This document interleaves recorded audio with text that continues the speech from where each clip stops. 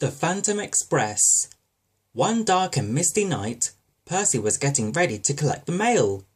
He was excited. But James decided to have some fun with Percy. Percy was worried about what James had said, but he chuffed away to collect the mail. Percy was soon puffing toward the castle. Percy arrived at the castle. He had to wait at the red signal for the drawbridge to come down.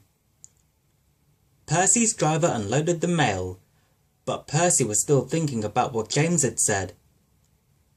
Then, James arrived.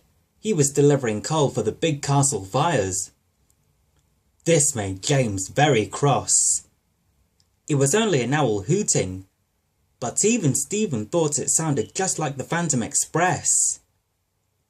James blew his whistle.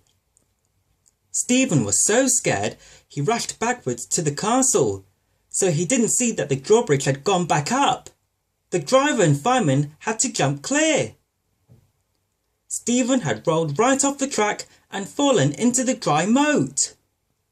Meanwhile, Percy had delivered the mail and was puffing back to meet Stephen at the junction.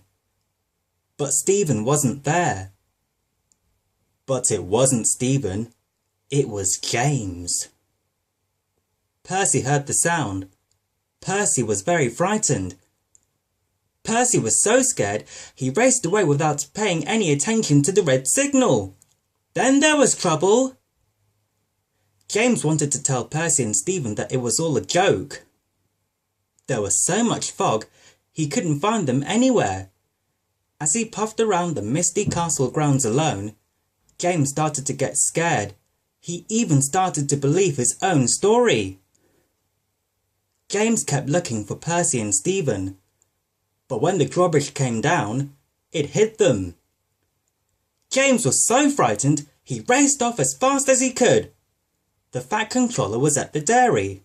Thomas was collecting milk to take to the bakery.